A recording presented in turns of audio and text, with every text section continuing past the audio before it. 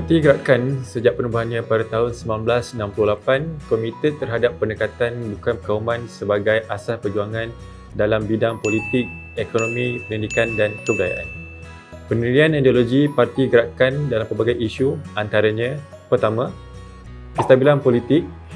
Parti Gerakan komited terhadap mewujudkan satu persekitaran politik yang stabil di Malaysia.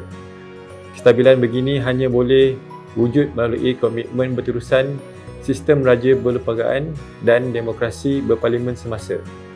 Kedua, hak asasi manusia. Parti Gerakan menyedari bahawa dengan peredaran masa, tuntutan terhadap keterusan dan kebertanggungjawaban serta fokus yang lebih luas di atas hak asasi manusia akan terus dibuat.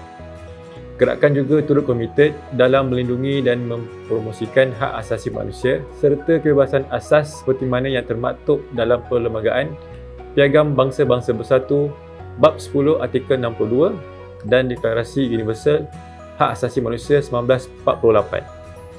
Seterusnya, kebebasan mencapai potensi demi memastikan produktiviti meningkat dan menambahkan daya persaingan ekonomi.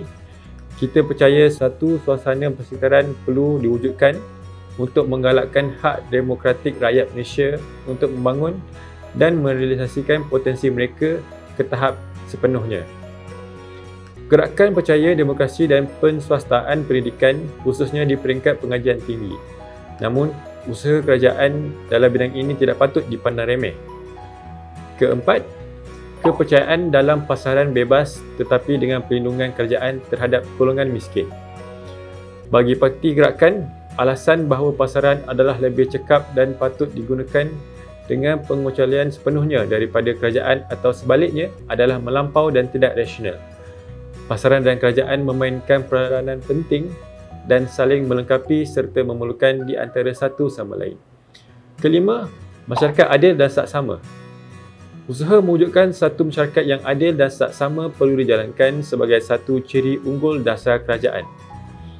Ini adalah untuk memastikan sebahagian besar hasil pembangunan tidak hanya dinikmati oleh kumpulan minoriti sahaja, tetapi untuk seluruh rakyat yang hidup dalam kekurangan dan kemiskinan. Keenam, perlindungan alam sekitar. Parti Gerakan menyokong usaha pembangunan yang lestari. Usaha-usaha kerajaan mungkin tidak mencukupi dan perlu dilengkapi serta ditambah baik oleh usaha-usaha individu dan antarabangsa.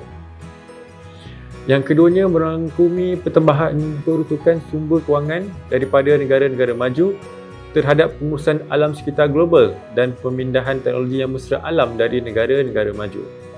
Ketujuh, peranan wanita. Parti Gerakan akan mengambil langkah-langkah yang sesuai untuk memastikan perkembangan sepenuhnya dan kemajuan semua wanita di Malaysia. Antaranya memajukan taraf pencapaian wanita Malaysia dalam sektor pendidikan, pekerjaan dan kesihatan dengan tumpuan khas terhadap masalah yang dihadapi oleh wanita yang hidup tegar. Seterusnya, integrasi kebudayaan. Kepelbagaian budaya dalam komuniti merupakan satu sumber yang membekalkan aset negara yang kaya dan patut dipelihara dan dilindungi. Kita percaya pendekatan paling baik terhadap isu kebudayaan Malaysia adalah mengenal pasti nilai-nilai umum yang dapat dikongsikan dengan budaya-budaya lain. Dan terakhir sekali, menghapuskan wang politik. Parti Gerakan menolak unsur-unsur wang politik yang mengkomersialkan politik dan mempolitikkan perniagaan. Oleh itu, Parti Gerakan terus berusaha untuk menghapuskan unsur-unsur wang politik dari parti dan juga kerajaan kita.